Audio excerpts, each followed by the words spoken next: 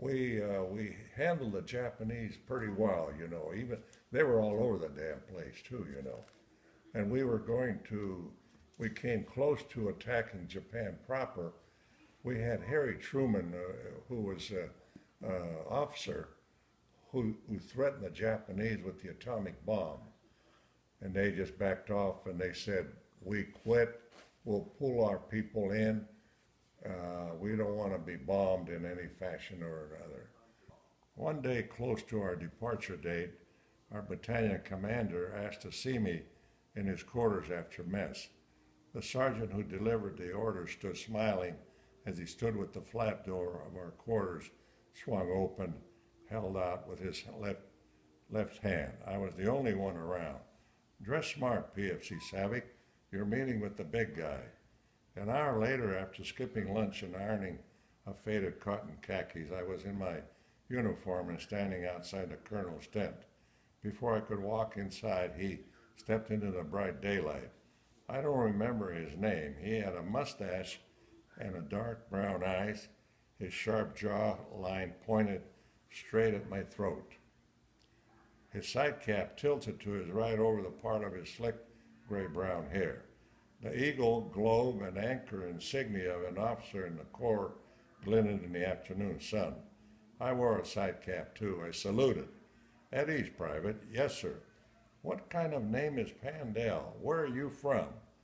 "I'm from Girard, Ohio, sir, near Youngstown." "Pandel is my American name. It was Pandelis in Macedonia before I came over." "Macedonia?" "Yes, sir, the land of Alexander the Great." I stood waiting for the commander to tell me why he'd summoned me. "Savic, we think you're officer material. We'd like you to go to Quantico for officers candidate school. You fought like a warrior. You have leadership skills, too."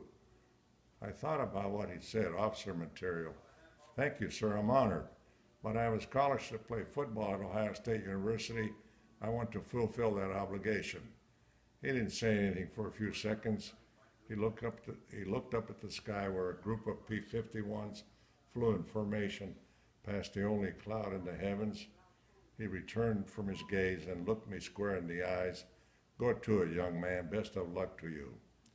My commander stepped back with his hand to his cap in a salute. I returned the gesture, turned abruptly, and walked back to my quarters as though I was strolling on air. Yeah.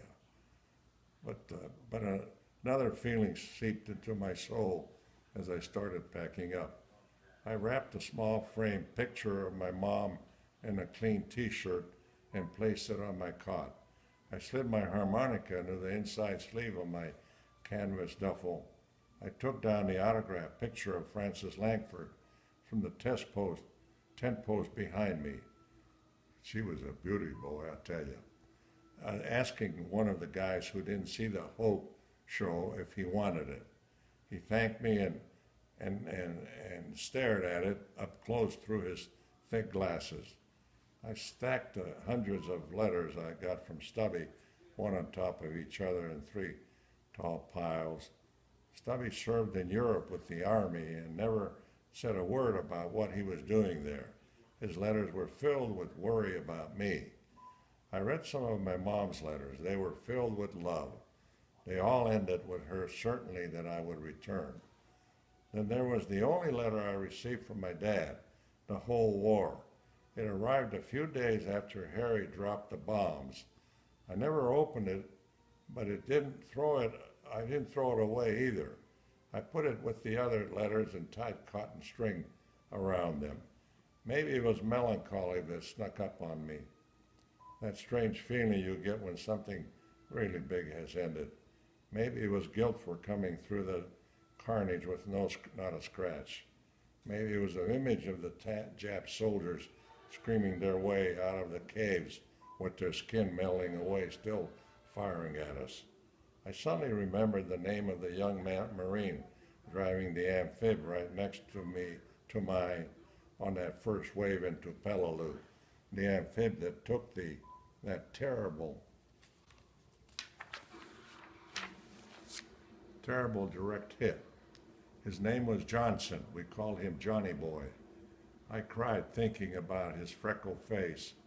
It was the first real cry I had over one of the boys from the first division that didn't make it home. And that was it there. Yeah. I've been through a lot, honey, you know,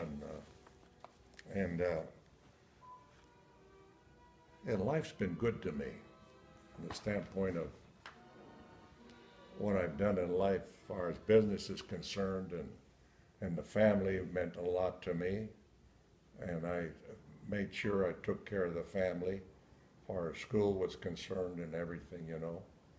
So that's been important to me, and you're important to me to be here, sitting here, Thank you. and listening to all this.